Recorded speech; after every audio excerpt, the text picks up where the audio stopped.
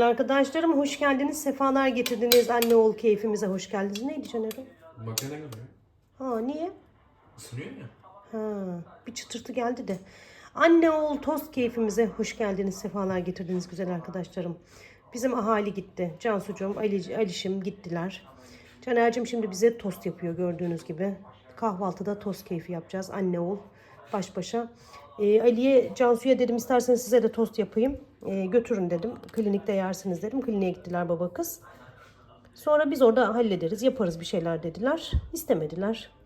Caner'in tostu da çok güzel oluyor arkadaşlar. Eline sağlık çocuğumun. Ona dedim oğlum hadi bir tost yap yiyelim. Bu niye böyle çıt çıt ediyor ya? Isınıyor ya anne. Ha, hiç duymadım ben daha önce. Gerçi Ne zaman kaç kere kullandım ki değil mi? Evet. Yani. Kullanması şansımız olmadı. Neyse bakalım. O zaman bize afiyet olsun güzel arkadaşlarım. Hemen çayımı da demlemem lazım. En hızlısından çayı demlemeyi unuttum ben. Kahvaltı masamız hazır. Hemen çayımızı da dolduralım arkadaşlar.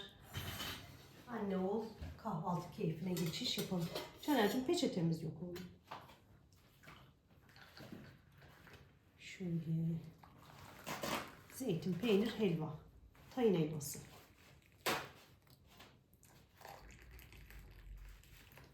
Tamamdır. Lokumsudur. Teşekkür ederim.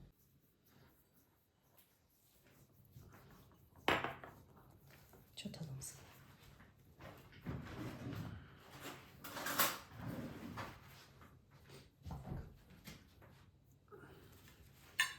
Hadi bize afiyet olsun. Lokumsu dur. Dur kızım. Top peynir vereyim mi sana? Top peynir. Minnoşuma bir tane top peynir. Hadi 2 tane olsun. Lokumsu. Başladı dolanmaya. Gel. Gel kızım. Ay seni yerim. Gel. Gel kızım. Hanisin? Lokum. Hadi. Afiyet olsun çocuğum. Güzellerim tekrardan hoş geldiniz. Sefalar getirdiniz. Otur otur otur. Baş ağrısı baş ağrısı nereye kadar? Ay bir arkadaş şey yazmıştı. Yelizciğim köy videolarını daha çok seviyorum. Evine gittiğin zaman hep hastasın sen demişti. Bayağı da bir güldüm ben o videoya. Yani hep böyle ağzımda hastayım kelimesi oluyor ya işte arkadaşlar evimize geldiğim zaman. Ya bunun sebebi de ne biliyor musunuz? Bugün de aynı şeyi yaşıyorum. Neden? Dün akşam biz Reyhanlardan çok geç geldik arkadaşlar. Videomun kapanışını bile yapamadım. Saat 1'i geçiyordu geldiğimizde. Videomun düzenlemesini falan da yapamadım. Eve gelince de katlanacak çamaşırlar falan vardı. Yani sosyal medya gerçekten çok zaman alan bir yer. Yani sizlerle buluşmak sizin izlediğiniz kadar kolay değil güzel arkadaşlarım. Bunu hani söylemek istiyorum videomun başında. Ee, Çünkü ben şu an işte 30-40 dakikalık video ile karşınıza geliyorsam onu 2 ile çarpın geçen zamanı düzenlerken arkadaşlarım. Kesmek, biçmek, dikkatlice izlemek, dinlemek. Yani 40 dakikalık videom varsa düzenlemeye başladığımda ben o 40 dakika 1 saat olarak düşünün düzenleme vaktini. Yani uzun videolar çok daha fazla zaman alıyor. Kısa videolar çok daha kısa sürelerde düzenlenebiliyor. Yani böyle 15-20 dakikalık videolar daha kısa sürelerde düzenlenebiliyor. Bunun kaydetme süresi de var. YouTube'a yükleme süresi de var. Sonra kapak fotoğrafını yapma süresi var. Bunları niye anlatıyorum? Ay beni anlayın diye. Videoyu yüklüyorsunuz. Kapak fotoğrafını tek tek seçiyorsunuz. Üstünün yazısını yazıyorsunuz. Açıklamayı yazıyorsunuz. Etiketleri koyuyorsunuz. Reklam ayarlamalarını, reklamları açıyorsunuz. YouTube kendisi koyuyor aralıklara. Dilekliyorum çünkü Cezayir'den izleyen, Fas'tan izleyen arkadaşlarım var biliyorum. Şahit acım Cezayir'den izliyor. Ona böyle kucak dolusu sevgiler, selamlar göndereyim. Ondan sonra işte Almanca, Arapça, İngilizce, Farsça dillerine çeviri yapıyorum. O kadar çok zaman alıyor ki arkadaşlarım. Bakın akşam olmak üzere ve ben evimin işine odaklanamadım daha. Yani sizlerle buluşmak gerçekten çok kolay bir şey değil güzel arkadaşlarım. E, Hastayım biraz da biliyorsunuz. Yani bunu söylemek, anlatmak istedim size. Buradayken yani kendi evimizdeyken sorumluluğum çok daha fazla. Çocuklarımla ilgilenmem gerekiyor, eşimle ilgilenmem gerekiyor. Evimin düzenini sağlamam gerekiyor. Yeri geliyor markete gitmem gerekiyor. Misafirlerimiz geliyor. Biz gidiyoruz. Eşimiz, dostumuz, arkadaşımız var. Çok şükür Allah'a, yeter ki gelsinler. Asla şikayet etmem. Tertemiz evlerde bir başıma oturacağıma yarı temiz evimde yapabildiğim kadar yaptığım, temizliğimi yaptığım evimde eşimle, dostumla, sevenlerimle, sevdiklerimle sohbet ederim. Bir bardak çay içerim, bir yudum çay içerim, bir fincan kahve içerim, tercih ederim. Gerçekten hani o yüzden evimin işini dert etmiyorum ama düzeni de sağlamak gerekiyor güzel arkadaşlarım. Şimdi ben işte bak sabahleyin kalktım, videomuzu düzenledim, yüklemeye aldım, ayarlamalarını yaptım, ettim derken saat 2.30-3 oldu. Sonra Caner'le birazcık vakit geçirdim, oğlumla vakit geçirdim. Azıcık sohbet ettim. Annemi aradık, Ali'yi aradık. Ondan sonra vakit oldu bir dünya. Şimdi düşünüyorum yani böyle işim geciktikçe de ben strese giriyorum, kaygılanıyorum. Kaygı da böyle benim bağışıklığımı daha da böyle düşürüyor. Yani hastalığımın daha çok tetiklenmesine neden oluyor. Stres çünkü hiç gelmiyor benim hastalığıma. Stressiz de insan yok. Sizin de var bir sürü stresiniz eminim. Allah bütün hani böyle sıkıntılarımızı ferah çıkarsın. Yüreği daralan, bunalan kim varsa Rabbim hepimizin sıkıntısını ferahlara çıkarsın. Yani burada o yüzden ben böyle hani Behçet beni zaten kronik olarak da yoruyor böyle. Ama köyde o yeşilliği görmek, o kuş seslerini görmek, o hayvanları görmek, o minnoşları görmek. Yani oranın maneviyatı, güzelliği bambaşka. Yani şurada dört duvarın arasında olmaktansa tabii ki şimdi hani evim, yuvam, çocuklarım ama yarın öbür gün Allah izin verirse kızımızın düzenini sağladıktan sonra, oğlumuzun düzenini sağladıktan sonra ileri geri gezeriz. Allah nasip ederse güzel arkadaşlarım. Ben köyde çok daha böyle şeyim, e, enerjiyim. O yeşillik, o manzara, o gökyüzüne bakmak, o yeşilliklere bakmak, doğduğun, büyüdüğün topraklarda olmak tabii ki bambaşka. Şimdi ben elimden geldiğince evimizi toplamaya çalışacağım. Bacım kalkıyorum, bismillah. Makineye çamaşır falan attım. Kurutma makinesinden çıkardıklarım var. Ali'yi de bir güzel kıskandım. Klinikte koltukları yıkıyorlar halı yıkama makinesiyle. Ama benim buralar uçuyor arkadaşlarım. Bir dedim video çekmesem mi dedim. Sonradan da dedim Yeliz çekebildiğin kadar çek. Zaten seni seven arkadaşların her türlü izleyecek dedim. Şu çantamı da götüreyim vestiyere. Hadi sizinle beraber evimizi, barkımızı toparlayalım. Temizleyelim, düzenleyelim yapabildiğimiz kadar güzel arkadaşlarım. Çünkü bugün dediğim gibi akşam oldu neredeyse. Gerçekten akşam oldu. Daha yemek ekmek de var yapılacak. Çantamı da koydum şuraya. Yeni çantamı. Bunu da onun yanına yerleştireyim. Hadi bakalım. Yatak odasında şey vardı. Yıkadığım çamaşırlar vardı. Kurutmadan çıkan. Onları katlayalım sizle. Şu kazakları falan hemen bir katlayacağım arkadaşlar. Çünkü bekletince kırışıyor. Kırışınca çok çirkin oluyor. Bekletmemem lazım. Şunları bir hemen şu gömleği asayım askıya. Daha sıcak sıcaklar. Kışın ütü işi de olmuyor ya. Bir güzel oluyor, bir güzel oluyor. Ütüyü çok sevmiyorum ben ama yapmaktan başka seçenek de yok. Hemen şu kazaklarımızı bir halledelim. Makinede kuruyanlar var. Bir taraftan yıkanıyor, bir taraftan kuruyor. Evin çamaşır işi hiç bitmiyor. Şu kırlentlerimizi de düzenledim böyle yatağımızı düzenleyince. Kırlentleri de koydum buraya. Çocuklar kenara almış. Caner'cim buralarda yatmış, yuvarlanmış teyzelerin. Çocuğum keyif yapmış, çocuklarım diyeyim. Hemen şunları katlayıp kaldıralım.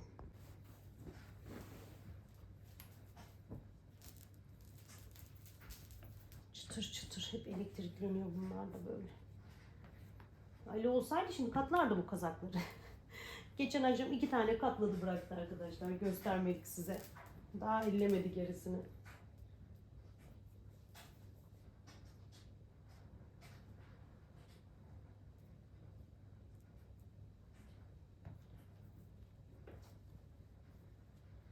Şunları hemen yerine yerleştireyim. Dip köşe süpürmem lazım.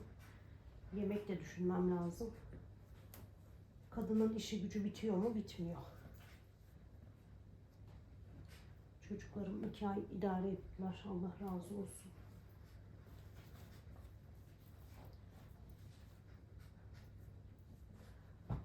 İyi idare ettiler gene.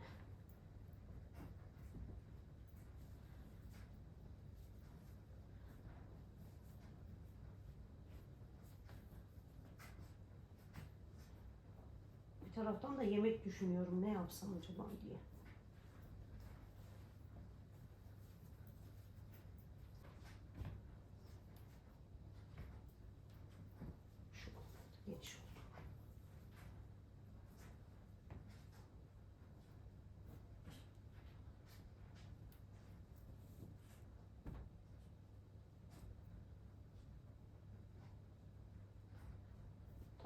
Şimdi yerleştireyim. Lokumsu kızım. Lokumsu bebeğim, seni çok özlemiş teyzelerin. Benim gibi seni çok özleyen teyzelerin var çocuğum. Çok özleyen teyzelerin var. Heh. Hoş, çok özledim ben kızımı, cadı kızımı çok özledim ben. Dün akşam benimle beraber uyudu teyzeleri. Hı. Sen de mi özledin kızım? Sen de mi özledin annem? Sen de mi özledin benim pamuk kızım, benim pamuk pamuk. Hoş, şu güzelliğe bakın. Kurban olduğum. Heh. Bal yavrum. Üzüm efendi. Haydi. Kalk bakalım. Kalk hadi. Güçlü kollarında evi bir süpürelim hadi. Hadi annem, güçlü kollarında şu evi bir süpürelim, temizleyelim. Hadi oğlum. Hadi annem. Ha? Yardım et anneye. Anne süpürsün, sen arkadan sil hadi. Ha çocuğum. Olur mu? Olur mu acaba? Çok özleyenler var sizi. Çok özleyenler var. Oy. Çok özleyenler var. Bir arkadaşımız yazmış. Çınar abiniz çok özlemiş sizi, çok. Artık evine gitse lokumla üzümü görsek demiş. Annem. Çok tatlı benim çocuğum. Arkadaşlarım, üzümün tek gözü yok. Bebekken böyle 10 günlük, belki de bir haftalıktı bize geldiğinde süt bebeğiydi. Yerim o kuyruğunu. Süt bebeğiydi Cansucuğum. O zaman veteriner fakültesinde okuyordu. Bir 5 yıl önce falan işte. 2 saatte bir besledi Üzüm Efendi'yi. 2 saatte bir besledi. Pandemiydi, evdeydi. Pandemide geldi Üzüm Efendi evimize. Gözü de kocaman, böyle iltihaplıydı. O gözü kurtaramadık. Ama diğer gözünü kurtardık çok şükür. Öyle merak eden arkadaşlarıma da söylemiş olayım. Sonra akciğer sıkıntısı çıktı. Göz ameliyatı olacaktı. Göz kapağı dikilecekti. Sonra akciğer sıkıntısı çıktı. Akciğeri böyle tam şey yapmıyor. Etleşme var akciğerinde, tamamen hava olarak. Havayla dolmuyor akciğerleri, işte belli kısımları etleşmiş. O yüzden operasyon falan olmaz dediler. Bebek dediler. Gerek yok dediler. Gözü böyle kalsın dediler. Biz de öyle bıraktık. Evimizin erkeği oldu işte. Evimizin bal çocuklarından biri oldu. Neyse, ben kalkıyorum artık arkadaşlar. Deve tabanımın perişanlığına bakar mısınız? Bakar mısınız? İç çiçeklerimize de bakamadık. Toprağını değiştirmek gerekiyor herhalde bunun. Bir de şöyle kalın bir sopayla tutturmak, yukarıya kaldırmak gerekiyor bunu da. Bakamadık. Olmadı yani. Burada starliçemde şu yaprağı şu kadar çıkardı, kaldı baksanız. Onu bile büyütemedi yani. Haydi Yeliz, haydi. Haydi evi şöyle bir dip köşe bir süpürelim. Dip köşe bir toparlayalım. Tozumuzu falan bir alalım bakalım arkadaşlar. Bulaşık makinemi çalıştırdım. Gelip gidip orkidelerime bakıyorum. Gelip gidip bakıyorum şu güzelliklere. Rabbimin güzellikleri biter mi? Bitmez. Nasıl güzeller. O yüzden derdi sıkıntısı olan arkadaşlarım, üzülmeyin. Bunalmayın. Olanda hayır vardır. Rabbimin nasip ettiğinde hayır vardır. Şu an çok kötü gibi görünür ama gün gelir dersiniz ki iyi ki öyle olmuş. Rabbim bana bambaşka kapılar, yollar açtı dersiniz. O yüzden bunaltmayın kendinizi. Benim için de geçerli aynı şey. Dün, öbür gün, bir ay önce ağladığım şeye gün geliyor, diyorum ki iyi ki böyle olmuş. Demek ki altındaki hayır buymuş diyorum. O yüzden bunaltmayın. Şu güzellikleri yaratan Rabbimiz, şu evreni, şu yerle gökyüzünün arasındaki her şeyi, alemleri yaratan Rabbimiz bizi unutur mu?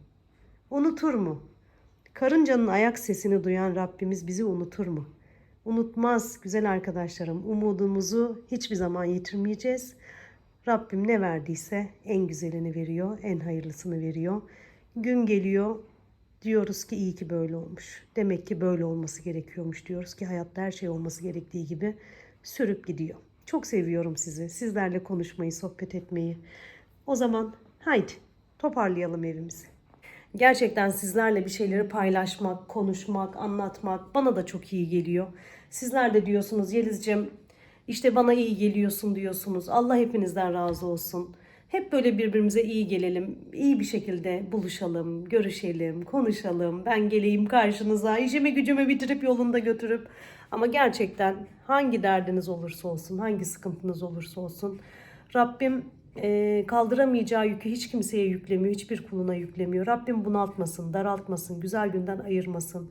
Sevdiklerimizin acısını göstermesin, gecinden versin, evlatlarımızı korusun, kollasın, acısını göstermesin. Hayatta ne acılar var, ne sıkıntılar var. Bazen, ay azıcık oturacağım.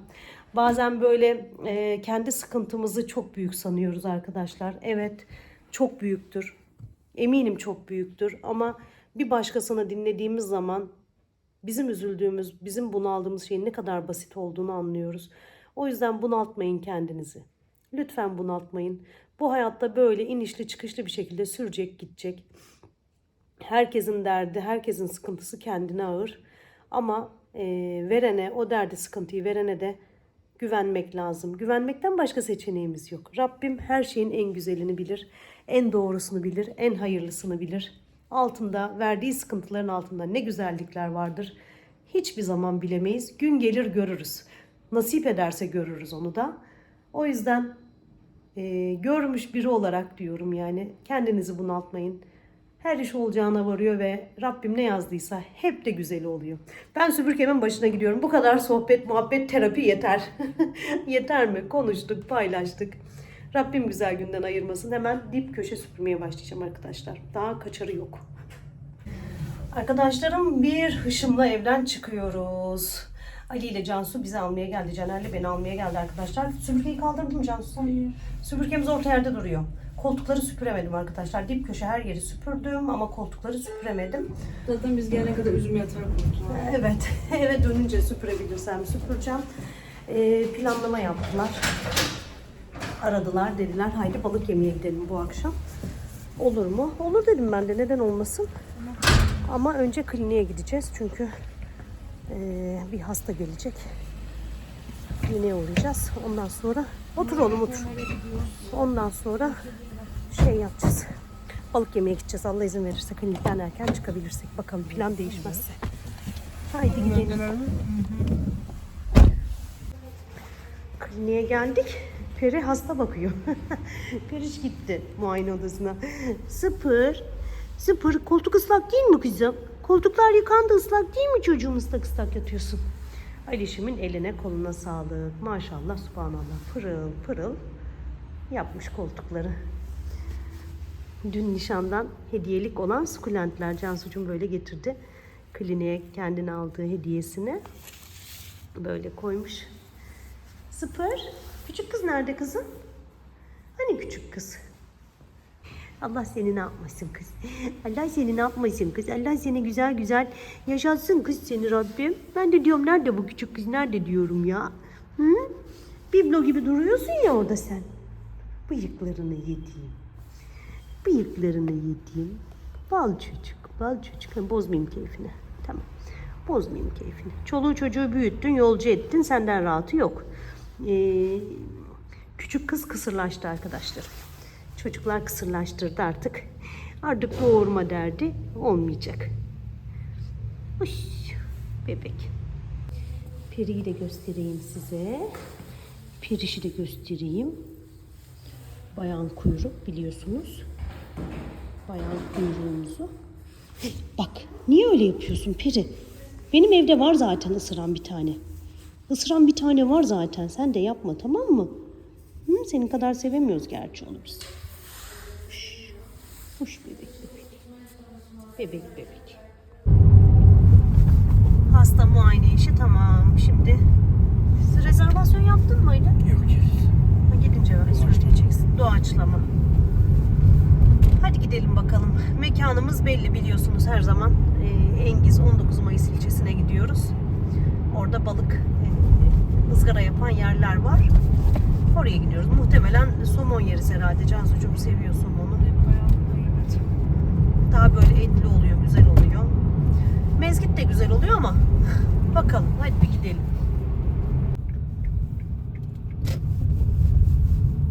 Bakalım balık var mı?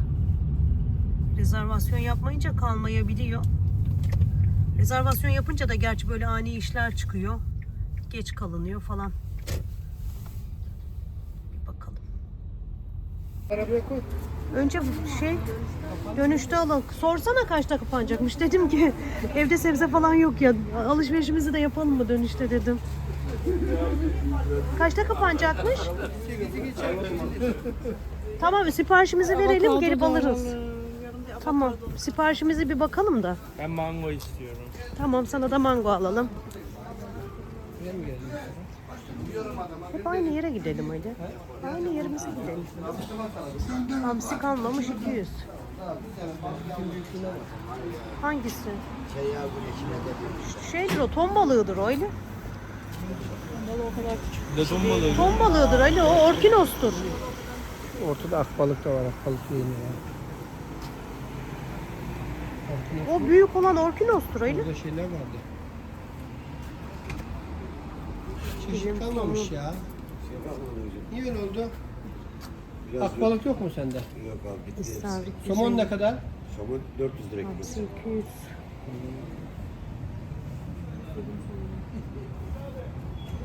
Ne yapalım çocuklar? Bir kalkan yapayım size de kalkan. Kalkan mı? Kalkan yemedi ki bunlar ya. Etli balıktır çok güzel. Kaç Güzel. kalkanı kilosu? 1400. Ay maşallah sende. 1400. Kilosu. Tanesi dese olurdu belki. Akbalık bakalım o zaman. Altına bir şey alacağım. Ali, Selamünaleyküm. Cansu'ya somon şey yapalım olmazsa. Severim altına kafadan. Anca yeter yani. Anca yeter. İkiniz anca yeter. Kafadan da Şu ne öyle?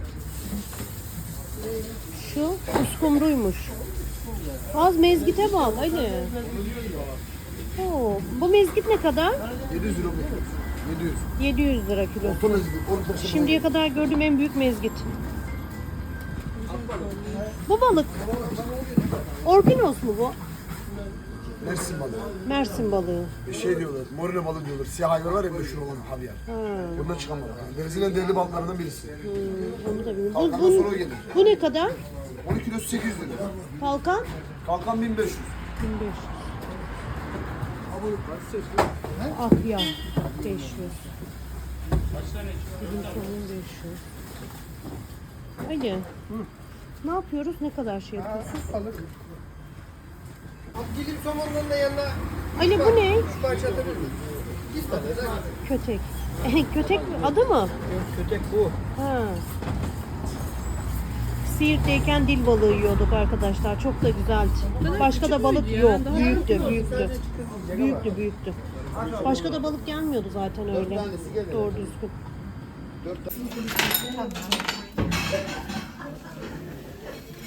Biraz daha şey yap. Sen böyle mi oturacaksın? Turşu da alabilir miyim? Kavurma mı istersiniz, normal turşu? Ne turşusu normali var? Karışık turşu olsun. Hayır ya, kavurma. Kavurma bir fasulye kızım o şey. Kavurma fasulye. Ben kavurma işte. Köydeki kavurma turşu. Turşu, hayır ne zamandır kaç aydır yemedim yani turşu. Turşu yapalım da balıkla turşu. Gider gider. Canım çekti insanların masasında görünce. Ne var mı? Ben görmedim. Herkes ekmek banıyor, siz normal turşu alıyorsunuz. Söyleyelim kavurma şey yapsın. Dur fark etmez. Sözde değil doğru o biraz küçük kaçtı. Az önce turşu sipariş edildi ama kavurmaya çeviriyoruz. Salatalar karışmış. Küçüktü evet. Turşu kavurması geliyor canım. Hiçbir şey sıkmadık ya. Görmez mi? Ben biraz kabaca şey yapayım da. Tuz atalım mı? Atayım mı? Atın limonlu sıkın ben karıştırırken. Yeter Ali istersen. Çok tuzlamaya gerek yok bence. Hani şundan yap evde ne olur. Tamam yapalım. Şimdi giderken alışveriş yapacağız ya. Eve gidince yaparım. Sirkemiz falan varsa markete de uğrarız. Sirke yapamadığını istersen yarın al. Sirkesiz olmuyor çünkü bu. İşte evde yapamadığını bilmiyoruz ya. Az var, Yarın az al. var. Az var. Limonu sıksana. Ali Bey. Gel sen de sık.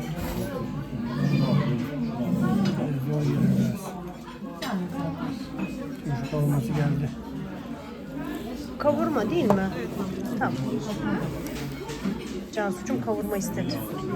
Ben orada değilim yani o kaç ay. Çocuğum bakın çocuğum kavrulmuş turşuları videolardan canı çekiyor işte. Ordulu ne de Kabak olsa. tatlısı gördüm. Kabak tatlısı. Yaparız hepsinden kızım ama köydeki lezzeti olur mu bilmem. Gülay teyze getirmişti bize zaten. Ay sağ Meryem olsun. teyze de. Sağ olsunlar. Yeter değil mi? Yeter yeter. Bence salata olduğu gibi. ya. Balığımız da gelir. Ekmeğimiz de geldi. Herkes yiyor yani. Bekleyen çok. Ya şey oluyor işte balık gelmeden salataya başlanınca Bu salata çok güzel ya. evde yapılmayan her salata güzel oluyor. Bence de. Değil mi? Evet. Bence de öyle. En güzel salata hazır. Biz bunu yer buluruz. Tamam şöyle koyalım. Tamam pişirmiş. Ben buradan devam et. Bayağı söylemişsin Ali. 2 kilo işte. 2 kilo mu at balık? Kollar sıvandı. Kollar sıvandı. Balık yenecek. O zaman bize afiyet olsun. Ha, Cansu'cum da sıvadı. Hadi bakalım. Sıra sende hadi. Ne? Sıra sende. Şöyle balık yiyeceğiz. Kollara bir sıvayalım. Bismillah diyelim. Elimizle alalım. Başlayalım arkadaşlar. Kelle balık. Neydi? Et balık kelle. Bunlar yenir elle. Kelle balık elle. Biz arabamıza bindik arkadaşlar. Sebze almaktan vazgeçtik. Çünkü yarın Bafra'nın pazarı var. Pazardan alırız. Karnımız da tok. Karnımız da tok. Yemek yapma işimiz de yok. O yüzden yarın pazardan alırız diye düşündük. Yollara düşme zamanı. Haydi gidelim bakalım. Arkadaşlarım biz şimdi evimize giderken BİM'e uğruyoruz. Çocuklarım hep sıraya dizdiler isteklerini. Evet. Çocuklarım isteklerini sıraya dizdiler arkadaşlarım. Cansu'cum helva istiyor. Caner'cim sarma istiyor.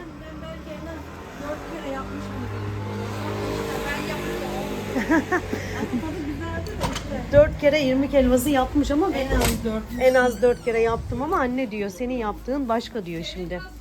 Bir irmik var mı yok mu bilmiyorum. Onu evde var mı yok mu bilmiyorum. Onu bir bakalım. Şu neymiş Cansu'cum? Işıklı mı ne bu? LED'li. Ha. Bak soba arkasında ne kadar güzel olur değil mi? Aksesuarı. Ama 450 liraymış yani bilemedim. Yok şu an değil de hani sonra ileride soba arkasına bak ne kadar güzel olur. Planlarımız bilmem nelerimiz var bakalım.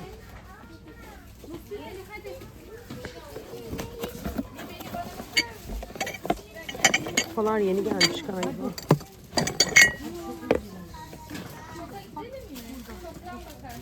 $250 TL'ymiş.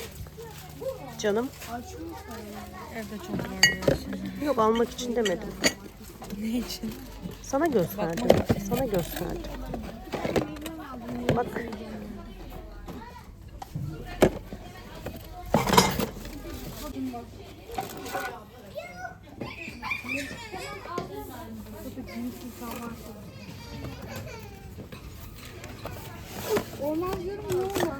Şöyle tabaklar gelmiş.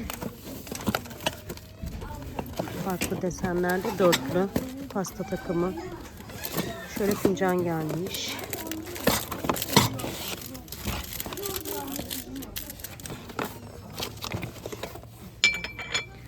Şöyle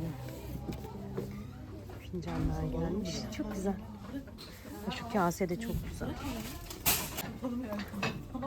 Gravürlü bambu kaseymiş. 330 TL. Bu da çok güzelmiş. Ben bunu kullanıyorum genelde. Hep hani bunu kullanıyorum. Onu bilmiyorum ki. Bana sanki bu daha güzelmiş gibi geliyor. Bilmem. Duru'nun yok mu? Benim çocuklarım. Açsana kızmış. Bizim canım burada. Lokum canın orada. Uykudan mı uyandın? Asansörün sesine hemen geliyorlar kapıya ya. Hemen benim bal çocuklarım benim. Oy lokum. Bizim. Annem. Haydi bakalım. Çok şükür geldik evimize. Mutfağım her şey yeri değişmiş. Gerçekten bu arada çaydanlık nerede?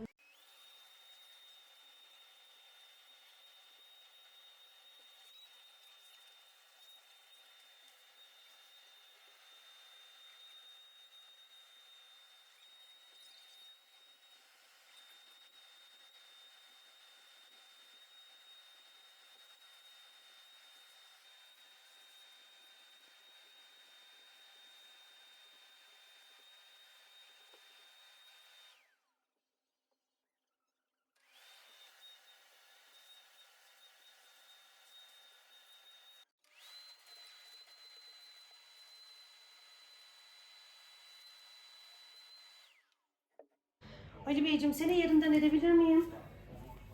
Burayı da süpürebilir miyim? Canım benim.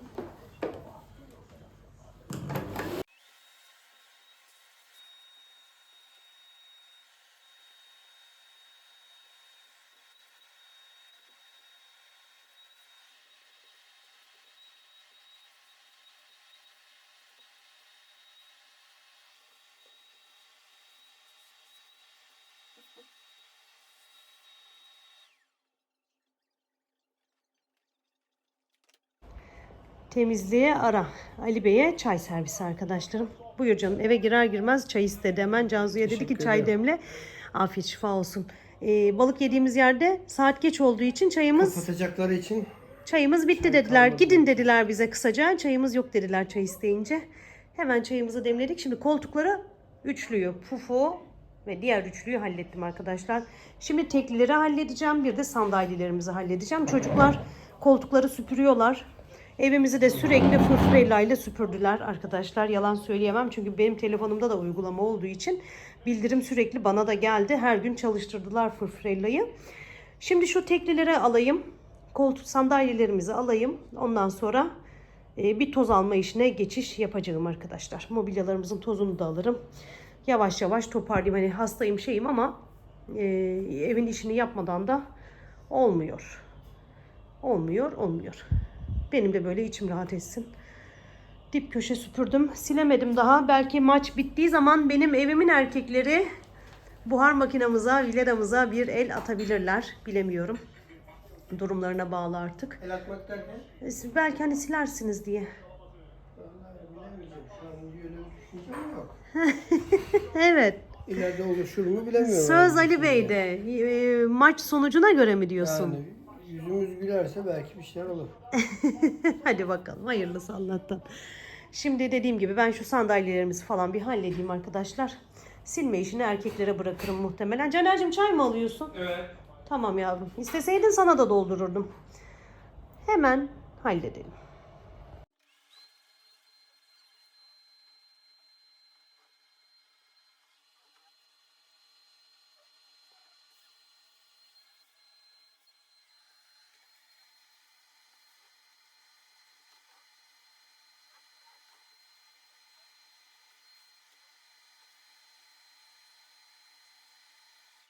Yumurta kablarımız var ya orada saklama kablarımız.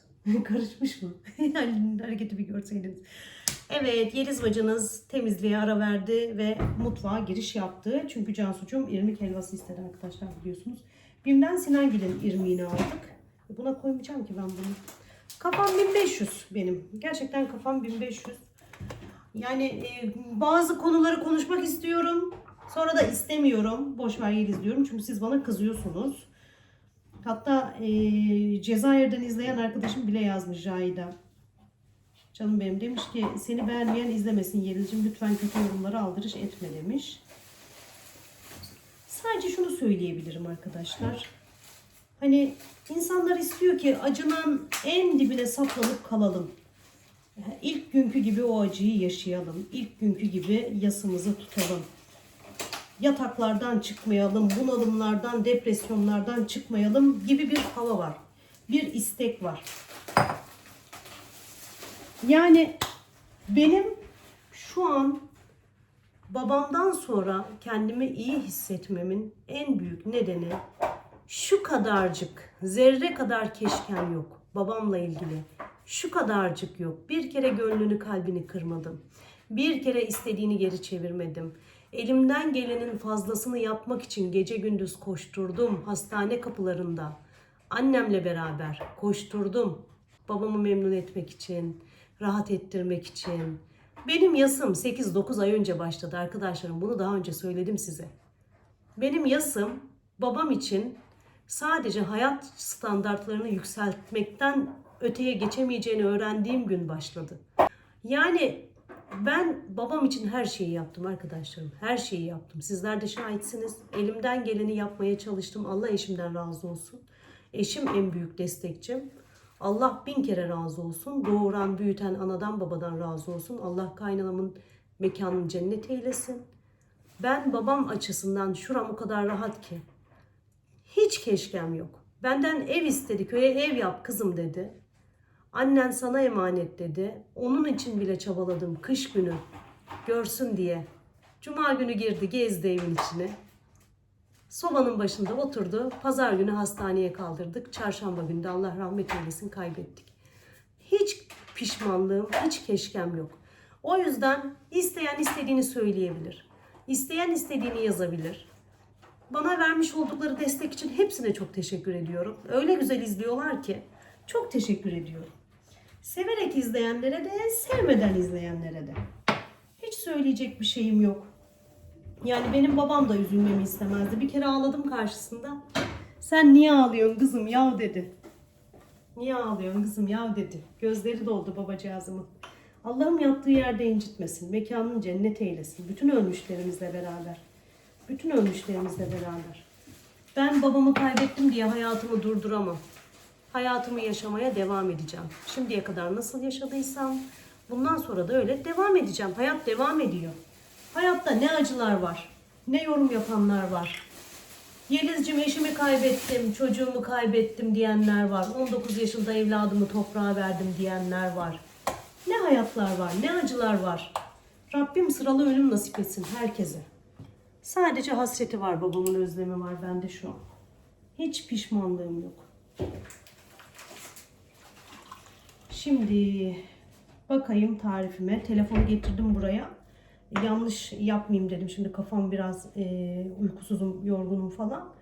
Buradan bakarak malzememi hazırlayacağım ve canım tereyağını verir misin buzdolabından? Cansucuğum helva istedi. Helvayı yapacağım. Anneyim, eşim, evladım hala. Allah anneme uzun ömürler versin. Allah annemi başımdan eksik etmesin. Acı gününü en gecinden göstersin. Acı günlerimizi en gecinden göstersin. Hayat devam ediyor. Edecek. Yapacak hiçbir şey yok.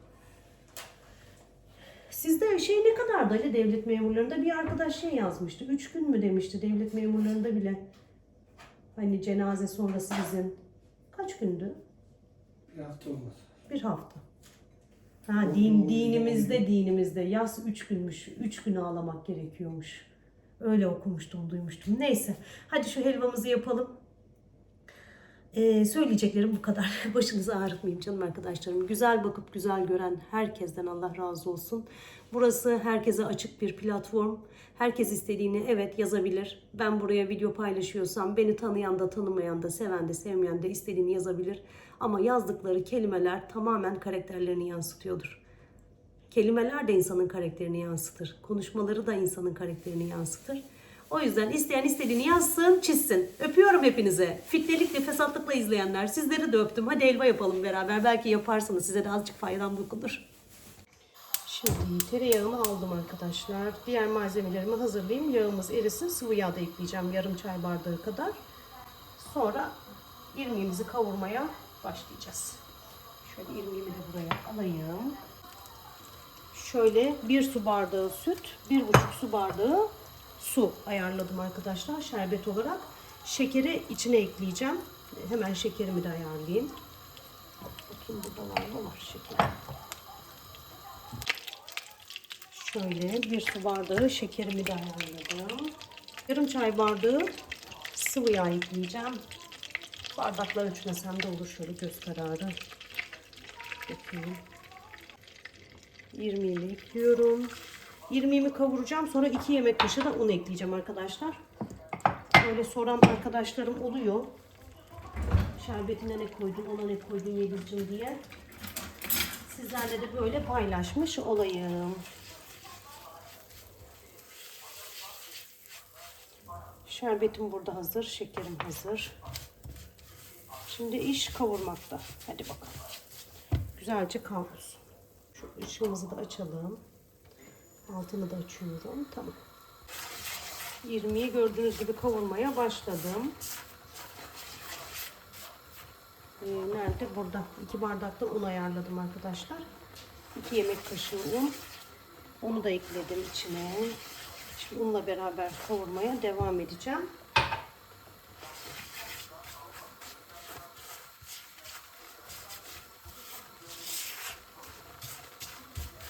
Yeterince kavruldu diye düşünüyorum arkadaşlar. İrmikler bayağı bir renk aldı. Bismillahirrahmanirrahim. Şimdi şerbetini döküyorum.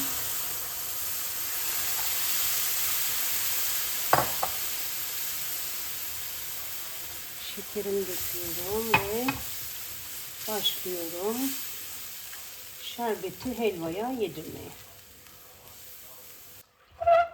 Şöyle karıştıra karıştıra kıvam aldıralım bakalım.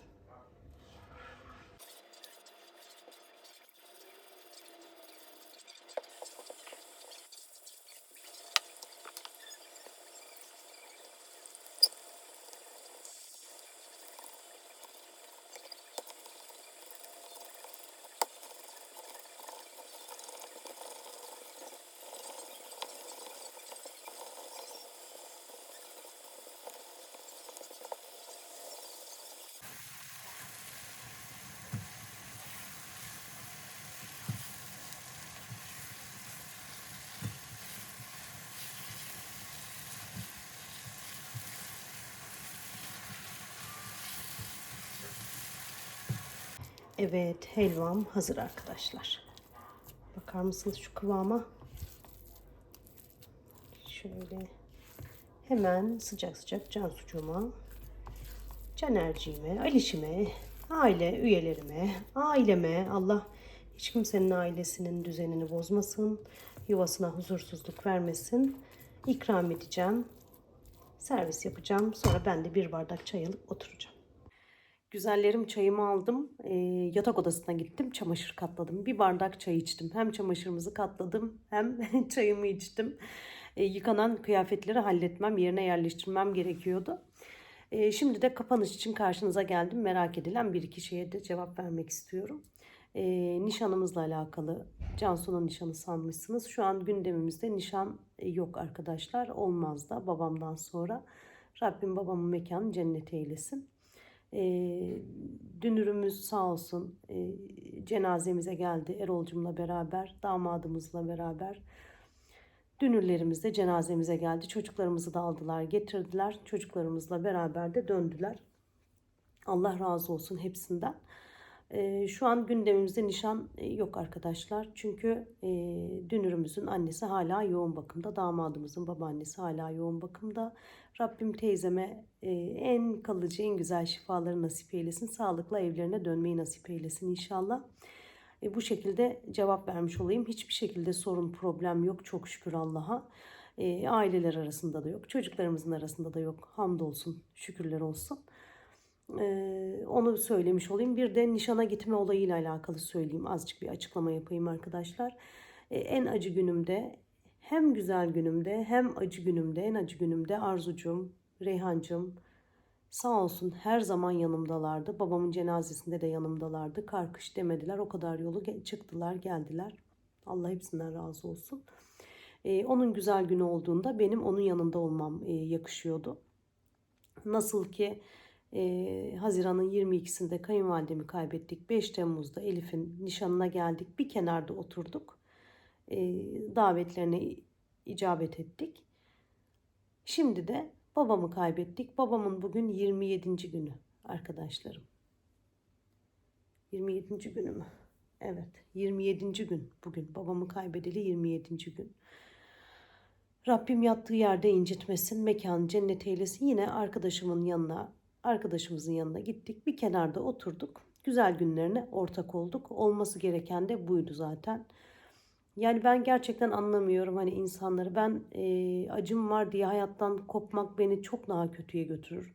Her an onunla yaşamak çok daha kötüye götürür. Öncesinde bakın hep gözyaşlarım vardı. Babamı kaybetmeden öncesinde hep gözyaşlarım vardı. Belki bundan sonra da olur. Bugün de hani ağladım. Videolarına baktım. Eski videolarına baktım. Böyle silmediğim telefonumda videolar var. Baktım, biraz ağladım. Başım da ondan ağrıdı sabahleyin zaten. Videoya da işte geç başladım. Herkes kendi yaşadığını biliyor arkadaşlarım. Kimse kimsenin içinde kopan fırtınaları da bilmiyor, acıyı da bilmiyor. Bana anlatıldığı zaman, böyle babasını kaybeden arkadaşlarım bana anlattığı zaman, inanın ben hani anladığımı sanıyordum. hiç anlayamıyormuşum. Gerçekten yaşayan biliyormuş bu acıyı. Rabbim evlat acısı vermesin, kardeş acısı vermesin, genç acısı vermesin. Sevdiklerimizin acısını göstermesin. Hani Allah anneme, sevdiklerime uzun ömürler versin. Gerçekten yaşamayan bilmiyormuş. Herkes hayatını farklı yaşar. Ben her zaman size ne söyledim? Bana burası çok iyi geliyor dedim. Bakın burada buluşuyoruz, konuşuyoruz. Çok iyi geliyor bana. Maneviyatı çok iyi geliyor bana. Yorumlarınız, desteğiniz bana o kadar iyi geliyor ki yani babama bir rahmet dilemeniz o kadar büyük bir şey ki benim için. Bunu ben anlatamam size. O yüzden ben hayatıma kaldığım yerden devam edeceğim. Hayatın içinde her şey var. Her şey bizim için. Ben 40 günde elime telefonu almasam, yataklardan çıkmasam babam geri gelmeyecek. 40 ayda yataklardan çıkmasam, kendimi evlere kapatsam babam geri gelmeyecek.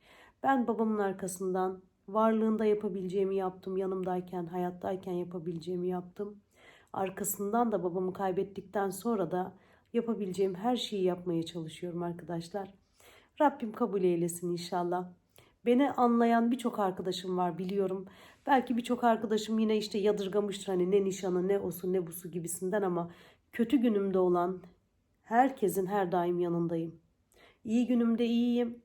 İyi günümde gerçekten iyiyim ama kötü günümde yanımda olan, iyi günümde kötü günümde yanımda olan hiçbir eşimi dostumu iyi gününde de kötü gününde de yalnız bırakmam. Yakışmaz. Kendime yakıştıramam.